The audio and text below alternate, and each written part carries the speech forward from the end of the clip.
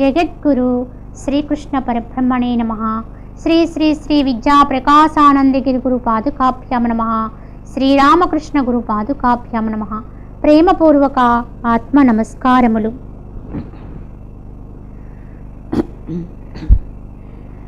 క్రిందటి భాగములో భగవానుడు మనకి తెలియచేస్తూ ఈ దేహాంతర ప్రాప్తి అంటే అంత్యకాలములో భగవంతుని పొందడానికి వలసినటువంటి స్థితిని గురించి మనకి ఆయన చక్కగా వివరణ చేస్తూ యోగి యొక్క స్థితిని గురించి తెలియచేస్తున్నారు. ఇంద్రియ ద్వారాల్ని అరికట్టమన్నారు. మనస్సుని హృదయమునందు లయింపజేయమన్నారు. అక్కడే అరికట్టి ప్రాణవాయువుల్ని బ్రహ్మరంధ్రానికి ఎగపెట్టి ఈ ప్రాణవాయువులన్నిటినీ కూడా యోగి బ్రహ్మరంధ్రమునకు చేర్చుతాడు. అది ఒక యోగికి సాధ్యమయ్యే పని. యోగాభ్యాసపరుడికి మాత్రమే సాధ్యమవుతుంది, అన్యులకి సాధ్యమయ్యేది కానే కాదు. అయితే అందరి యొక్క జీవుడి యొక్క స్థితి కూడా దేహమును విడిచిపెట్టేటప్పుడు ఈ విధంగానే జరుగుతుంది అని చెప్తుంది శాస్త్రం. అయితే మార్గం మాత్రం తెలియకుండా అన్య మార్గాల ద్వారా బయటకు పోయి మళ్ళీ జన్మ పరంపరలకు వెళుతూ ఉంటాడు. కానీ ఎవరైతే నిరంతరము కూడా తమకు తాముగానే ఈ స్థితిని అనుభవిస్తూ ఉంటారో, ప్రయత్నపరులై అభ్యాసంతో తమ శరీరంలో ఉండేటువంటి ప్రాణవాయువులన్నింటినీ కూడా బ్రహ్మరంధ్రానికి ఎగకట్టగలుగుతారో, ఆ చోటికి చేర్చుకోగలుగుతారో అటువంటి వాడు మాత్రమే అంత్యకాలమునందు కూడా ఈ యొక్క అవస్థని పొందగలుగుతాడు. అంతేకాని అప్పటికప్పుడు మాత్రము సిద్ధించదు. ఆ విధంగా తాను వచ్చిన దారేదో యోగికి ఎరుక. ఆ వచ్చిన దారికి చేరి ఉంటాడు. అదే బ్రహ్మరంధ్రము. ఆ బ్రహ్మరంధ్రం గుండానే వచ్చాడు. ఆ బ్రహ్మరంధ్రము ద్వారానే దేహాన్ని త్యాగం చేస్తూ ఉంటాడు. మహనీయులు ఈ విధంగానే త్యాగం చేస్తారు. కనుక వారు జన్మ పరంపరలకు పొందవలసిన అగత్యము వారికి ఉండదని చెప్పడానికి కారణం అది. ఈ బ్రహ్మరంధ్రమునకు ఎగనెట్టి యోగనిష్టని అవలంబించి ఆ విధంగా ప్రాణశక్తిని అక్కడ నిలుపుదల చేసి అన్ని దేహములో ఉండేటువంటి ప్రాణాలన్నింటినీ కూడా వెనక్కి తీసుకుని జీవుడు ఏకోన్ముఖుడై బ్రహ్మరంధ్రము ద్వారా అక్కడే అచ్చోటనే నిరంతరము కూడా అదే స్మృతితో ఆ యోగనిష్టని అవలంబించి బ్రహ్మవాచకమగు ఓంకారమును ఉచ్చరిస్తూ, అంటే ఓంకారమే సహజ స్వభావంగా అంటే సహజమైనటువంటి ఆ యొక్క శబ్దమే సహజత్వంగా కలిగినటువంటి స్థితి అది. అంటే ప్రత్యేకంగా ఒక నోటితోనో అలా చేసేటువంటి శబ్దము కాదు.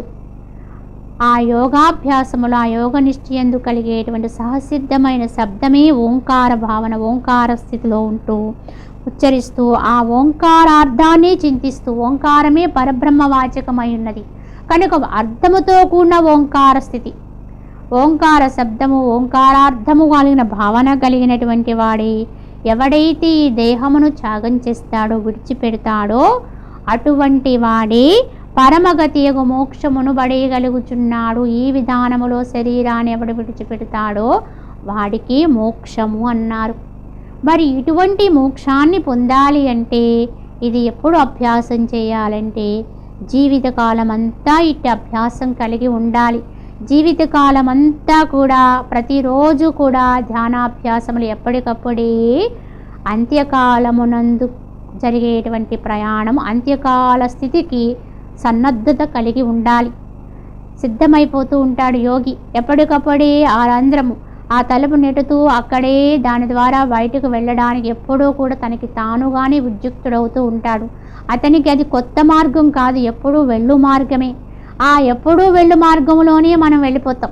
చూడండి, ఎప్పుడూ కూడా అనుకోనిది ఏదైనా జరిగితే ఎవరమైనా సరే తన సహజమైనటువంటి స్థితినే తాను అనుభవిస్తాం. అంటే ఇంటి లోపల ఏదైనా, ఇంటి బయట ఏదైనా శబ్దం వచ్చింది అనుకోండి, ఏదో జరగకూడదు వచ్చింది అనుకోండి, అప్పుడు మన ఇంటిలోకి మనం వెళ్ళి తలుపు వేసుకుంటాం.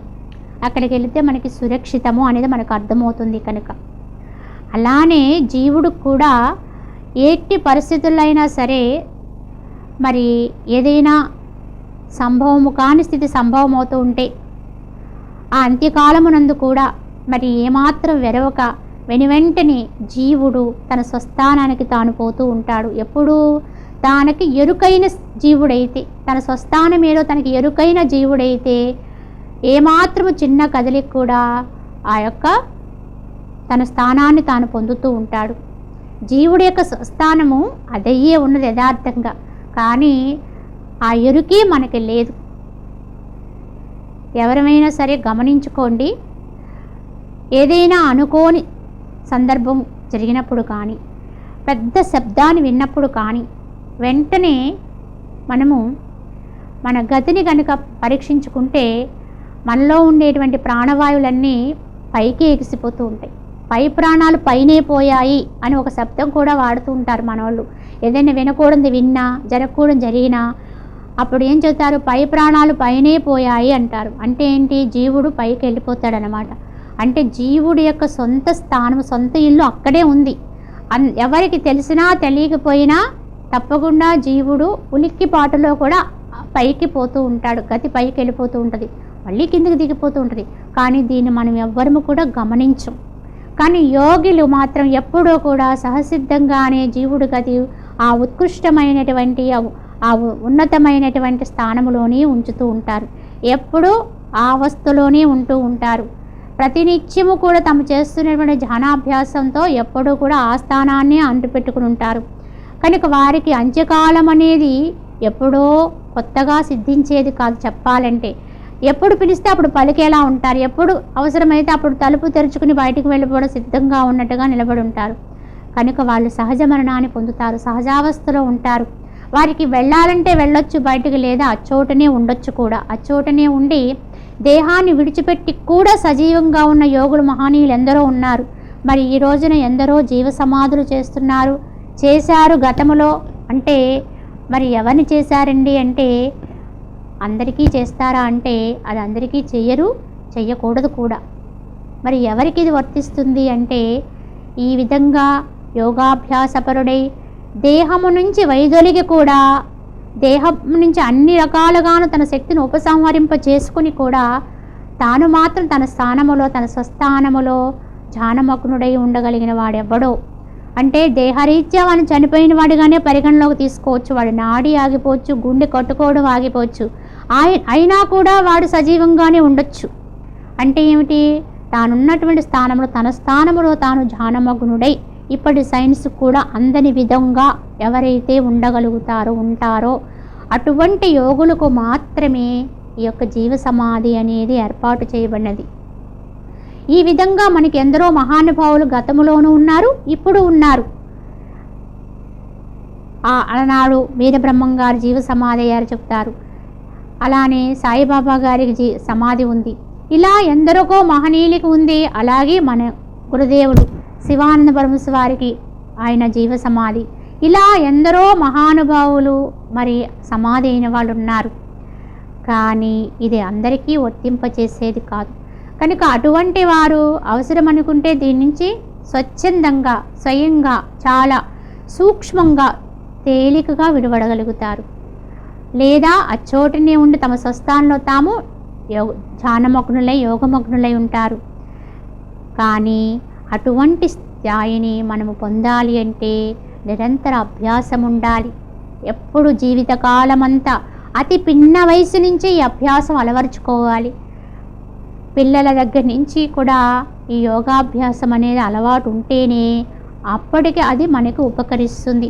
కనుక అంత్యకాలం అనేది ఎప్పుడు వస్తుందో, ఎలా వస్తుందో ఎవరికీ తెలియదు. కనుక అంత్యకాలములో మనకి ఇది అనుభవానికి రావాలి, ఇలా ఉండాలి, అభ్యాసం జరగాలి అంటే మనము ఇప్పటి నుంచి కూడా దాని నిరంతరము ఆ స్థాయిని పొందడానికి, ఆ స్థితిని పొందడానికి ఎప్పటికప్పుడు ఊళ్ళూరుతూ దానికోసమే ప్రయత్నపరుణమై ఉండాలి. కనువని అటువంటి వాడు నన్నే చింతిస్తూ ఈ దేహాన్ని కనుక విడిచిపెడితే వాడు పరమగతి యొక్క మోక్షమును పడేయగలుగుతున్నాడు. మోక్షాన్ని ఎవరు పొందుతారు నిష్కర్షగా తెలియచేశారు ఇక్కడ. వాడు జ్ఞానము కలిగి ఉంటాడు, అంటే భగవంతుని యొక్క వాస్తవమైనటువంటి భావాన్ని కలిగి ఉంటాడు. అది మనకి క్రిందటి శ్లోకాల ద్వారా తెలియచేశారు. ఆయనే పురాణ పురుషుడు, కవి, సర్వనియామకుడు, సర్వోత్తముడు అని చెప్పి తాను పొందేటువంటి ఆ స్థితిని భావనపూర్వకంగా అక్కడ తెలియచేస్తూనే అలవర్చుకోవాల్సినటువంటి ఆ యోగ స్థితి ఏమిటో ఇక్కడ మనకి తెలియచేసి, ఈ విధముగా యోగము, జ్ఞానము కలగలుపుకుని పొందేదే మోక్షము అని చెప్పి మనకి ఈ శ్లోకాల ద్వారా భగవానుడు విశదీకరించడం జరిగింది. అనన్యచేతా సతతం యో మాం స్మరతి నిత్యసః తస్యాహం సులభః పార్థ నిత్యయుక్తస్య యోగినః. వైతొలగని చిత్తముతో అనవరతము నన్నే స్మరించుడు నిత్యయుక్తుడగు యోగికి పార్థ నేను అవలీలగా లభింతును అన్నారు. ఈ విధంగా ఎవరైతే ఉంటారో వైతొలగనటువంటి చిత్తముతో, పక్కకు పోనటువంటి చిత్తముతో, అటు ఇటు పోనటువంటి చిత్తము కలిగి అది నిటారుగా ఉన్నటువంటిది. ఎందుకు అంటే ఇటువంటి యోగాభ్యాసం చేస్తున్నటువంటి వాడి చిత్తము ఎప్పుడూ కూడా అది ఏకమయ్యే ఉంటుంది, వైతొలగదు, రెండో దాని వైపు చూడదు, ఆ చిత్తము దానివైపే ఉంటుంది. అలానే తనలో ఉండే మార్గము కూడా నిటారుగా ఉంటుంది. కనుక అది ఏ వైపుకి వంగనదై వైతొలగిన చిత్తముతో అనవరతము కూడా నన్నే స్మరించడి నిత్యయుక్తుడగు యోగికి నేను అవలీలగా లభింతును అన్నారు. కావున ఈ విధముగా చిత్తము వైదొలగకుండా ఎవరికైతే పరమాత్మ యొక్క ఆ హృదయ స్థానములో మనస్సును లయము చేసి ప్రాణవాయువుని పైకి ఎగగట్టగలిగి ఉంటారో అటువంటి వారిలో తప్పకుండా ఒక నిశ్చల స్థితి, ఒక సమాంతర స్థితి ఏర్పడుతూ ఉంటుంది. అంటే వారి చిత్తము ఎప్పుడైతే నిశ్చలమవుతుందో వారి దేహము కూడా నిశ్చలమై తీరాలి. చిత్తము ఏకోన్ముఖంగా అది ప్రవాహమవుతున్నప్పుడు దేహము కూడా దిక్కులు చూడలేదు, పక్కకి చూడలేదు, అసలు తల కూడా తిప్పలేనటువంటి ఒక అనుభూతిని యోగులు పొందుతూ ఉంటారు, మహనీయులు పొందుతూ ఉంటారు. ఈ అవస్థని అభ్యాసం చేస్తున్న వారు అనుభవిస్తూనే ఉంటారు. ఆ లోపల తన్ని తాను మేల్కొలుపుతూనే ఉంటుంది. దేహం అనేది దానికి అనుగుణంగా ఉండిపోవాలే తప్ప వ్యతిరేక్తంగా ఉండడానికి దీనికి వీలు కానే కాదు. లోపల శక్తి ప్రవాహమే అధికంగా ఉంటుంది. దాన్ని ఎవరికి వాళ్ళే అనుభవించాలి. కనుక ఏదైనా సరే అనుభవించితేనే అర్థం తప్ప అనుభవించకపోతే అది కేవలం వాచా వేదాంతమే. ఎందుకు పనికొస్తుంది, ఎవరికి పనికొస్తుంది? కనుక ఇదంతా పరమ సత్యము. ఈ సత్యమైన దాన్ని అనుభవించడానికి అన్ని విధాలైనటువంటి సౌకర్యాలు మానవ దేహానికి ఉన్నాయి. ఇంత సత్యమైనటువంటి విషయాన్ని మనకి ఇంత విపులంగా అంటే చెప్పాలి అంటే ఎందరో మహనీయులు, గురువులు లాంటి వారు కూడా చాలా రహస్యంగా ఉంచేటువంటి సత్యాలు ఇవన్నీ. ఎవరికో ప్రియమైన శిష్యుడికి తప్ప బోధించకూడనటువంటి విషయాలు, బోధించినటువంటి సత్యాల్ని భగవానుడు కృపతో నిజంగా ఈ లోకానికి ఇంత విశదంగా ఆయన వెల్లడి చేసేసారు. కానీ ఇంత సత్యాన్ని ఇంత బాహ్యంగా ప్రస్ఫుటంగా మనకి బాహాటంగా తెలియచేసిన మనమే అర్థం చేసుకోవడం లేదు, తెలుసుకోవడం లేదు, గుర్తించట్లేదు. ఇంత స్థితి ఉందా, ఇది నిజమా, యథార్థమా అని ప్రశ్నించుకోవడం లేదు. ఇంకా ఎక్కడెక్కడో వెతుకుతున్నాం, ఏదేదో ఉంది, ఏదేదో అవుతుంది అని చూస్తున్నాం. ప్రత్యక్ష ప్రామాణికం ఇది. ఆ ప్రత్యక్షంగా అనుభవించేటువంటి అవకాశం ఉండి కూడా మనము దాన్ని పక్కకు నెట్టేస్తున్నాం. నెట్టేసి ఉందో లేదో తెలియదు, వస్తుందో రాదో తెలియదు, అవునో కాదో అనే దాని గురించి మాత్రం పరుగులు పెడుతూ ఉన్నాం. ఇలా ఎంతవరకు మాయలో ఉంటాం, మోహంలో ఉంటామో ఈ పరమసత్యాన్ని అనుభవించలేం. ఈ పరమసత్యాన్ని ఎవరికి వాళ్ళు ఎప్పటికప్పుడు తమలోనే తామై అనుభవిస్తూనే ఉండాలి. అప్పుడు అదే నిన్ను నడిపిస్తుంది. అది మేల్కుంటే నిన్ను అది నడిపించగలిగే స్థితి వస్తుంది. దేహంగానే విడివడిపోతుంది. దేహము నామమాత్ర రూపంగా దానికి అనుగుణంగా వర్తించేటువంటి స్థితి సహజంగానే ఏర్పడుతుంది. ఈ అవస్థలన్నీ కూడా యోగులకి అనుభూతులుగానే ఉంటాయి, అనుభవాలుగానే ఉంటాయి. ఇవన్నీ కూడా అనుభవంతోనే పొందాలి, అనుభవంతోనే తెలుసుకోవాలి తప్ప ఇతరత్రా తెలుసుకునే అవకాశమే లేదు. కాకపోతే తెలియాలి కనుక ఇవన్నీ ఇచ్చారు. ఇటువంటి వాణ్ణి ఎవరికి వాళ్ళు తమకి తాము స్వానుభవంలో తెచ్చుకుని అనుభవించి రుచి చూచి అది సత్యము అని మనము నమ్మగలిగి ఉండాలి. కనుక అటువంటి వాళ్ళు నన్నే స్మరించేటువంటి నిత్యయుక్తుడు యోగికి నేను అవలీలగా చాలా సులభంగా లభించేస్తా.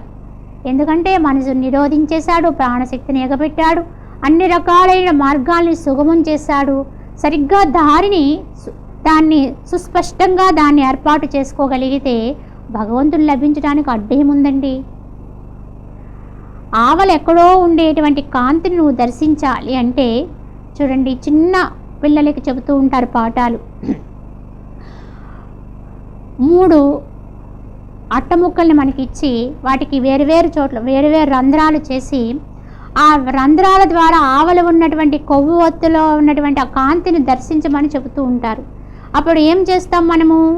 ఆ 3 అట్టల్ని కూడా ఒకే మార్గంలోకి వచ్చేలాగా, ఒక రంధ్రానికి ఒక రంధ్రం అభిముఖంగా వచ్చేలాగా ఆ అట్టల్ని మనం ఏర్పాటు చేస్తే ఆవల ఉండేటువంటి కాంతిని, ఆ యొక్క కొవ్వొత్తు యొక్క కాంతిని మనం చాలా తేలిగ్గా దర్శించుకోగలుగుతాం.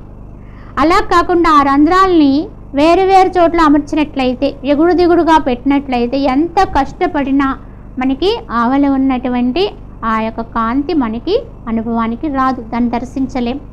మరి భగవంతుని దర్శించడం కూడా ఇంతేనండి. మార్గాన్ని సుస్పష్టం చేసుకోవాలి మనమే, దానికి అనుగుణమైన విధానములో మనమే ఏర్పాటు చేసి మార్గాన్ని సుగమం చేసుకోవాలి, అడ్డులు తొలగించుకోవాలి. ఆ అడ్డులు తొలగించుకోవడానికే యోగాభ్యాసం. ఆవల ఎప్పుడూ ఉంది కాంతి, అందరిలోనూ ఉంది, అందరిలోనూ ఆ దివ్య జ్యోతి ప్రకాశం ఉంది. కానీ దర్శించుకోవడానికి నీకు దాని మార్గము సరిగా లేదు, దానికి ఎన్నో అడ్డులు పెట్టి చూస్తున్నావు కనుక అది నీకు అగోచరం, కనిపించడము లేదు. అగోచరము కదా అని చెప్పేసి నువ్వు సరిగా పెట్టుకోకుండా ఆవల అసలు కాంతే లేదు అంటే అది ఒప్పదండి.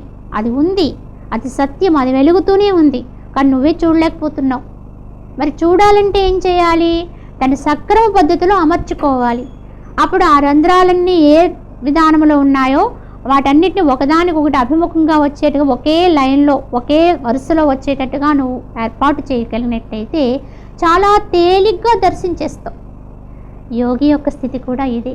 సునాయాసంగా, సులభంగా, కన్ను మూసి కన్ను తెరిచి లోపల అన్నంత సూక్ష్మంగా యోగులు కళ్ళు తెరిచినా కళ్ళు మూచినా ఎలా ఉన్నా ఎప్పుడూ కూడా చక్కగా అనుభవిస్తూ ఉంటారు, దర్శిస్తూ ఉంటారు. మరి ఇంత నిష్కర్షగా తెలియచేసినటువంటి స్థితిని మనము కూడా అనుభవించాలి. దాన్ని క్రమ పద్ధతిలో మనము దాన్ని అమర్చుకోవాలి. దానికి అనుభవజ్ఞులైనటువంటి గురుదేవుల్ని, మహనీయుల్ని ఆశ్రయించి చక్కటి మార్గములో మనము సాధన చేసినట్లయితే, అభ్యాసం చేసినట్లయితే అందరికీ సాధ్యమవుతుంది. అట్టిదే నిజమైనటువంటి భగవంతుని యొక్క అనుభూతి, భగవంతుని యొక్క సాక్షాత్కారం. ఆత్మ సాక్షాత్కారం అంటే ఇట్టిదే అని గుర్తించాలి. అది ఎప్పుడో కాదు, ఇప్పుడే నిరంతరము మనము అనుభవించవచ్చు. కనుక ఈ సత్యాన్ని గుర్తెరింగి ఎక్కడెక్కడో వెతుకులాడము అనేది మనము తగ్గించుకుని సహజంగానే ఉన్నటువంటి దైవత్వాన్ని దర్శించేటువంటి ప్రయత్నాన్ని మనము ప్రారంభించాలి. కనుక అలా ప్రారంభిస్తే చాలా సరైన విధానంలో కనుక చేయగలిగితే అవలీలగా నన్ను దర్శించవచ్చు, చాలా తేలిగ్గానే నేను లభిస్తాను, చాలా సునాయాసంగా లభించేస్తానని భగవాన్ ఇక్కడ తెలియచేశారు. మాముపేత్య పునర్జన్మ దుఃఖాలయమశాశ్వతం నాప్నువంతి మహాత్మానః సంసిద్ధిం పరమాంగతాః. నన్ను పొందినవారు దుఃఖకూపమును వికారశీలమైనటువంటి జన్మ నరకమునకు రారు. ఆ మహనీయులు మోక్షరాజ్యమునకు పట్టభద్రులు.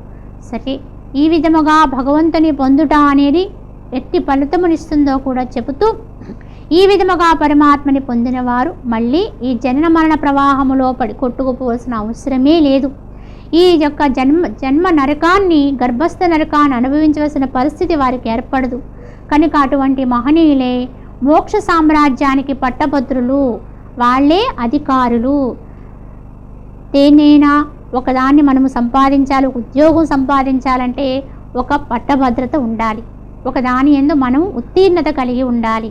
అలానే ఇక్కడ మోక్ష సామ్రాజ్యాన్ని పొందడానికి ఉత్తీర్ణత ఎక్కడ అంటే ఈ యొక్క యోగాభ్యాసము ద్వారా ఈ యొక్క స్థితిని కల్పించుకొని పరమాత్మ అనుభూతిని పొంది ఈ దేహాన్ని విడిచిపెట్టినటువంటి వాడు, ఈ విధానములో దేహాన్ని విడిచిపెట్టిన వాడే మళ్ళీ ఈ యొక్క జన్మ మరణం అనేటువంటి ఈ సంసార కోపములో పడవలసిన అవసరం వాడికి లేదు. అటువంటి వాడే మోక్ష సామ్రాజ్యాన్ని అధిష్ఠించగలడని చెప్పి భగవానుడు మనకి ఇక్కడ తెలియచేశారు.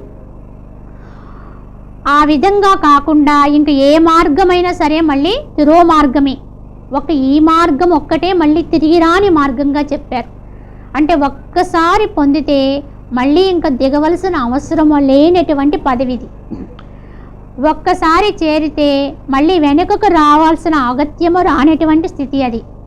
మిగతా అన్నీ కూడా మళ్ళీ వెనుక వచ్చే పరిస్థితి. అదే మనకి ఇక్కడ భగవానుడు తెలియచేస్తూ,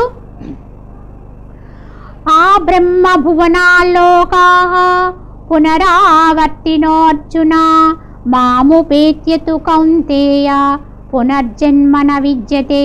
అర్జున, బ్రహ్మలోక పర్యంతము పోయినప్పటికీ కూడా పునర్జన్మము తప్పదు. నన్ను పొందిన వానికి మాత్రమే జన్మరాహిత్యము అన్నారు. చివరికి భగవానుడు ఎక్కడి వరకు తీసుకెళ్లారంటే, ఒకవేళ బ్రహ్మలోక పర్యంతం వరకు కూడా నువ్వు ఇంకా వేరు వేరు మార్గాలను ఉపయోగించి అంతవరకు పోయినప్పటికి కూడా మళ్ళీ జన్మకు రావాల్సిందే, పునర్జన్మ తప్పదు. ఇక్కడిక్కడ ఈ లోకాలు కాదు, ఈ సౌఖ్యాలు కాదు, ఇక్కడ పొందే పదవులు కాదు, అర్హతలు కాదు, పోనీ ఇంకే లోకాల్లో స్వర్గాది సౌఖ్యాలు కాదు, చివరికి బ్రహ్మలోక పర్యంతం వరకు నువ్వు పోయినప్పటికీ కూడా ఆ పుణ్యము క్షయించగానే మళ్ళీ ఇక్కడ జన్మకు రాక తప్పదు.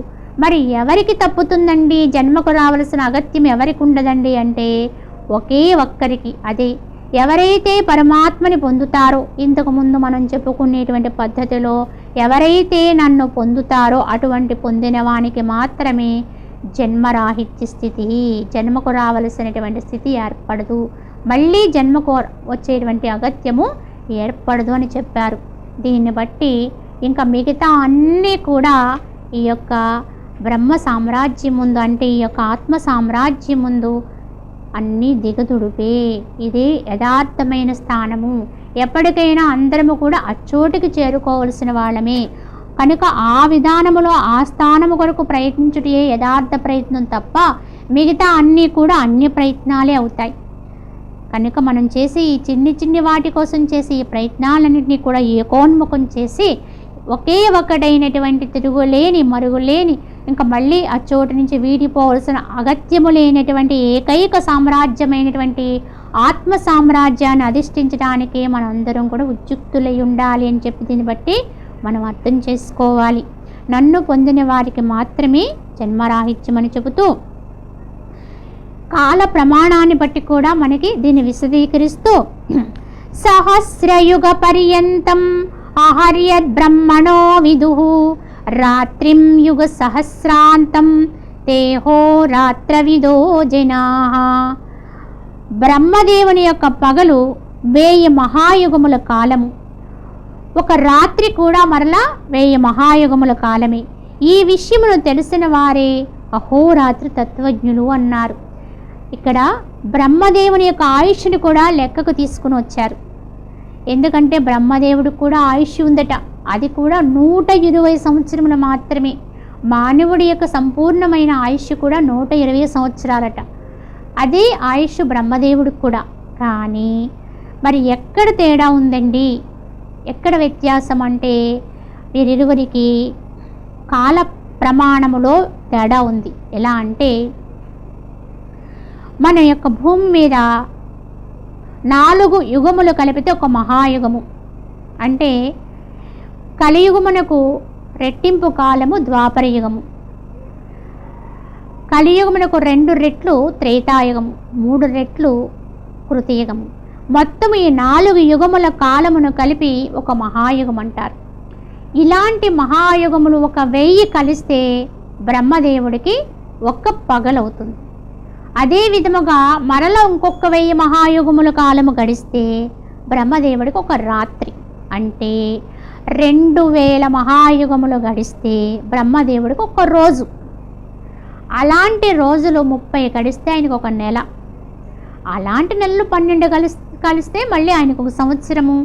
అలాంటి సంవత్సరాలు 120 గడిస్తే బ్రహ్మదేవుడి ఆయుష్ తీరిపోతుందట. అంటే సుదీర్ఘంగా ఎప్పటికోకప్పటికైనా బ్రహ్మదేవుడికి కూడా ఆయుష్ తీరిపోతుంది అని మనం దీన్ని బట్టి అర్థం చేసుకోవాలి. కనుక ఆయుష్ తీరిపోయేది అంటే అంతమైపోయేది ఏదైనా సరే క్షరమైనది, నశించిపోయేది. మరి నువ్వు కోరుకోవాల్సింది ఏమిటి? అక్షరమును కోరుకోవాలి. ఎవరైనా సరే అభిలషించవలసింది ఏంటంటే అక్షరతత్వాన్ని పొందడానికి, అంటే క్షరము లేని దాన్ని పొందడానికే అభిలషించాలి తప్ప క్షరతత్వాన్ని పొందడానికి అభిలషించదగినది కాదు. ఇక్కడ ఎంచుకోవాలి మనము దేన్ని పొందడానికి ప్రయత్నించాలి అంటే ఈ భూలోకమే కాదు, ఇక సువర్లోకమే కాదు, ఇతరత్ర లోకాలే కాదు, చివరికి బ్రహ్మలోకం వరకు ఎంచుకున్నా, చివరికి బ్రహ్మదేవుడితో పోల్చుకున్నా బ్రహ్మదేవుడికి కూడా ఆయుష్ తీరిపోతుందట. అంటే బ్రహ్మాది లోకాలు కూడా కొంతకాలం ఎప్పుడో ఒకప్పటికి నాశవంతములే. మళ్ళీ కొత్త బ్రహ్మదేవుడు కొత్తగా మళ్ళీ సృష్టి మొదలవుతుంది. ఈ విధముగా ఆలోచిస్తే మరి నువ్వు దేన్ని పొందాలని అభిలషించాలి అంటే ఇక్కడి నుంచి బ్రహ్మాది పర్యంతం, బ్రహ్మాది లోక పర్యంతం కూడా దేన్ని వాంఛింపదగినది ఏమీ లేదు. ఉన్నది ఒకటే ఒకటి, అది అక్షరము. ఆ అక్షరతత్వం ఏదైతే ఉందో, ఆ పరబ్రహ్మతత్వం ఏదైతే ఉందో, ఎన్ని సృష్టి అయినా, ఎన్ని సృష్టిలు లయమైపోయినా కూడా ఏదైతే నశించకుండా అప్పుడు ఇప్పుడు ఎప్పుడు ఉంటుందో అటువంటి పరమతత్వం ఏదైతే ఉందో దాన్ని పొందడానికి అభిలషించాలి తప్ప ఇతరత్ర ఇంకా దేన్ని పొందేటువంటి ప్రయత్నం చేసినా అవన్నీ కూడా కొద్ది ఫలములే తప్ప అవి యథార్థ ఫలముని ఇచ్చేవి కాదు అని గుర్తించాలి.